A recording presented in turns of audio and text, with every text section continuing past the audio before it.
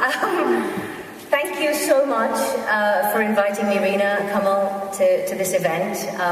When I first heard about it, I thought it was like women in dark clubs with cigars and guns. And I was like, yeah, finally a real club for women. But anyway, this is all right. But I was then asked to speak about what it is, what is the best way to make a first impression? For me, it turned out to be a sense of humor, especially in the business that I'm in. Because firstly, as a woman walking into a room mostly filled with men, and being ethnic on top of that, and pregnant a couple of times as well, you get a few funny looks, especially in the suits I used to wear with the guards now. So you kind of have to actually walk in and make people remember you somehow or the other. And what worked for me was slapstick. Welcome back. That was actually what I was going to do, and you took it away from me, so that's a bit selfish. But for me, that's kind of what happened. But I'll tell you what, I'll take you through my first few years. I've been in the business for 23 years, so you have an idea of how difficult things were. I was 17 when I decided at the last minute not to carry on studying English literature, and as my mum wanted me to go and read law somewhere, I said to her at the last minute, I've decided to change my mind and become a writer and an actor. And so she didn't talk to me for 3 months. But my dad did, so I was still allowed in the house now and again. And I decided to go to drama school. We didn't have a lot of money, so my brother paid for me to go, and I came to England from Hong Kong. My growing up years were in India and Hong Kong. And I went to a local drama school called Actorcise. That's the only one we could afford. It's true now, it's true. But we had great teachers. We had a lot of teachers from Guildhall, and we had a lot of teachers from...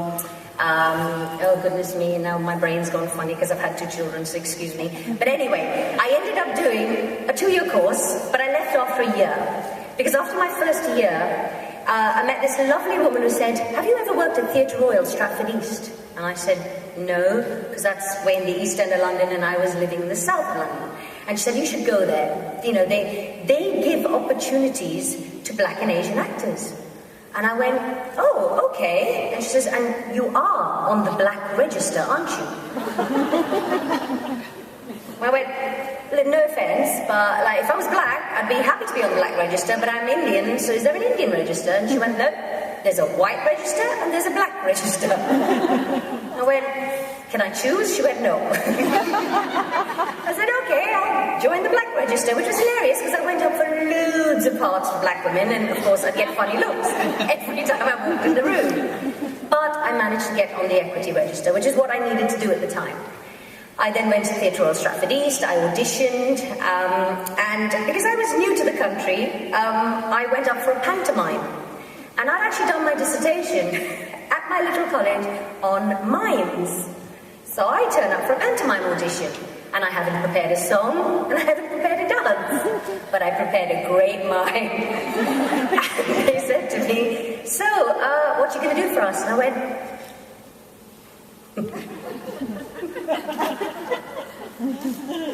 and he said, no, what song? And I went, I don't understand. He said, this is panto.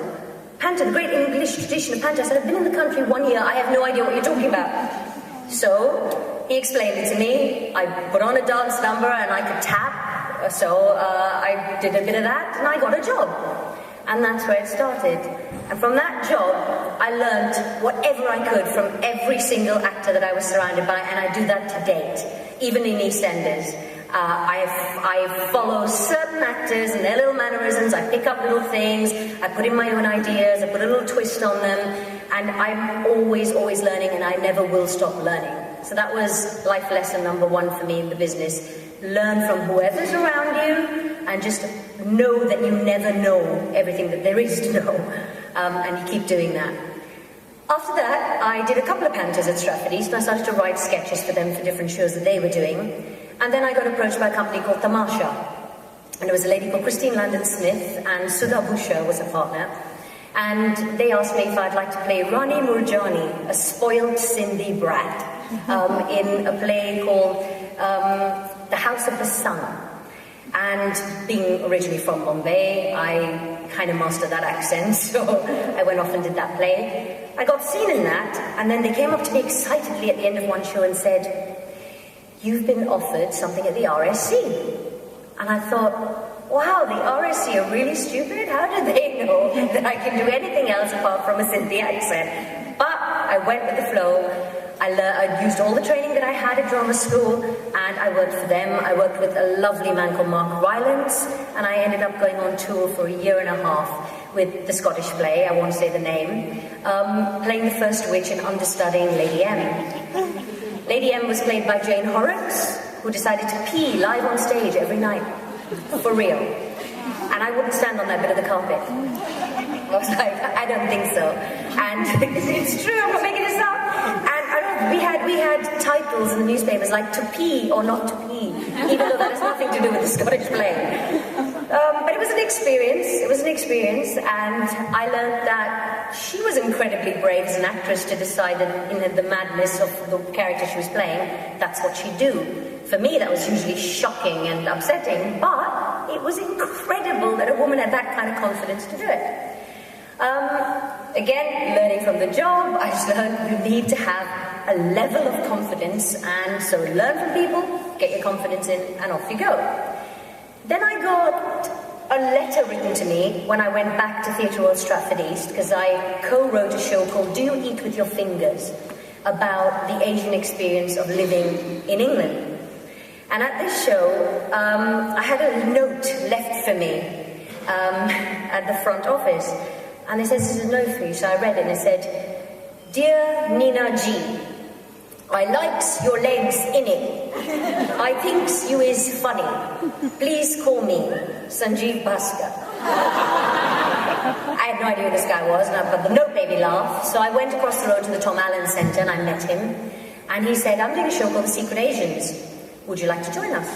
And I went, "Oh, that's a funny name for a show. Yeah, okay, sure." And it was him and Nitin Soni. So I did a one-off show for them. The show that I did with them on a day that I was actually very, very, very ill, but I didn't want to let them down. I went and did the show, and it was in that show that I got seen by a producer called Anil Gupta. And he was doing a show at the time called Peter Sellers Is Now Dead. And that was actually the precursor to Goodness Gracious Me, because Peter Sellers' wife did not want us to use his name. She thought we were using it in a derogatory manner. We weren't. It was an homage to a white man who could play Indian well. So we ended up doing this one-off show at the Riverside Studios in Hammersmith.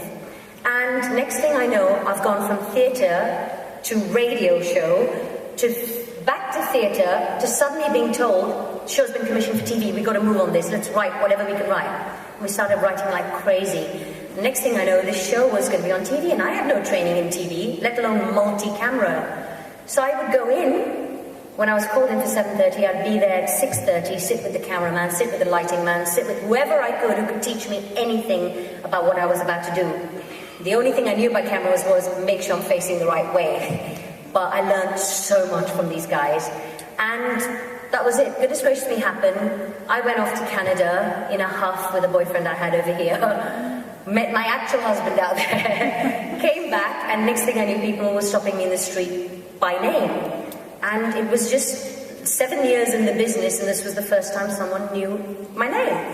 And I remember being very shocked and thinking he's playing a trick on me. This poor guy walking down Oxford Street. I went, "No, come on, how do you know my name?" And he went, "Well, you're in Goodness Gracious Me," and I saw it on TV. I'm really, oh, that's so amazing. So then I walked around for the whole day seeing who recognized me. See if anyone else knew, but no one else did that. But it was a great feeling. I actually felt really excited. I was like, "Oh, this is it. This is what I've been waiting for, you know." And then I carried on. We had another series. Oh, I will tell you something very funny that happened to us. Well, funny now, not at the time. We were up in Anil's office, and we were told that we were going to be doing a second series of Goodness Gracious Me. And we were all really, really excited. And then Anil said, "But I do have to give you a warning, all of you guys." And we're like, "Why? What happened?" He said, "We've received death threats." And we all thought, "Come on, you're joking." He goes, "No, we've received death threats from the Hindu Fundamentalist Society of Bradford." I thought it was a joke. I still today think it is a joke, but it wasn't. series, they'd kill us all. Now, we stayed away from the Muslims in the first series. So we thought, don't want to upset them. So the next series, we went for the Muslims, and we left the Hindus out of it. So we were really scared. I was just happy that the other three were Punjabi, and I was Parsi. So I was safe. But it was great fun doing that show. We went on tour, we felt like rock stars, and I kind of thought, life can't get any better than this. This is exactly what I want out of life, and it's fine. And actually, in all honesty, I really thought, I kind of wanted to do what I wanted to do, and now I want to have a family and just pack it all in. And I spoke to my husband about it, and he said, you're an idiot if you do that. He goes, you finally created something that people like, that people enjoy. You should now come out of this show and find your own avenue. You need to find something you can do for yourself. So I did. I went off and I auditioned for a show called Perfect World with Paul Kay. I don't know if you'll remember a character called Dennis Pennis. He created this character, this is an actor called Paul Kay. A very funny Jewish guy. We hit it off. We did 2 series of this show, which poked fun at the business world. Sorry, come on. But it was very funny. After that, I became Takeover Queen. I took over from Sarah Lancashire, of all people, in a show called Chambers. From that, I took over from Mira in a show called All About Me with Just the Carrot. From that, I was about to go and do stuff at the National, and I got a calling from Eve Ensler, who wrote the Vagina Monologues, which I may well be doing again at the end of this year. And she said to me, I'd like you on board, have a look at the script. I fell in love with the script because that was the first script I'd ever read where there was a part in it for a woman to play anything she wanted. There were Jewish women in their 60s. There was a black woman from the South. There was a Filipino woman. There was a Bosnian woman who had been through horrific tragedies. But there was also a really funny woman at the end of it. And that show to me absolutely empowered me. It made me go, wow, this is what I want to be doing. From that show, I got seen by a casting director who happened to be the casting director of EastEnders, who said to me, I'd love you to come and work on our show and create a character that people will relate to. We want her to be Pauline Fowler-esque. And I said, so really depressing and grumpy. And she said, kind of. And I went, that's not me. I don't want to play that. Not for 5 years, I don't want to do that. I said, but let me think about it. So I went away and I thought, how do I create a character like Pauline Fowler, but still get the public behind her? And the idea came when I thought, hang on, there's a quality of mine, which is I'm quite blunt. So what if this Zainab Masood that we were going to create was just the most incredibly honest, blunt woman? No one would like her because she tells the truth. If a woman asks her, does my bum look big in this, she'd say yes. And the audience would laugh because they think it's funny, but she'd go, why is everyone laughing? I'm just saying the truth. So we found Zainab Masood. And that's literally how I've ended up to where I have today. I left the show in December. I decided that I wanted to spend a bit more time with my kids and also concentrate on our own production company and make movies. And one of the documentaries that we would like to make, which actually I'm really going to speak about tonight if I can have, I know I've got 1 minute left, so I'll take 30 seconds extra. It's a documentary called Changing Faces. And it's a documentary about what is happening with women right now out in India. I really want to be able to go back home and explore what's happening with us and try and empower them to know that they have the same rights as the women that live in this country, the same rights that we enjoy quite freely over here. I want them to know that they're supported by us over here. I want them to know if they want a family, they can have a family. If they want a career, they can have a career. If they want 2 husbands because they don't like the first one, they can do that. We have the same rights as men do, and we just want to make sure that they know they're being supported over there. So I want to make this documentary, and I'm literally leaving it with everyone in this room here. If there is anyone who can help out or wants to be a part of this whole thing, please get in touch. Thank you for having me.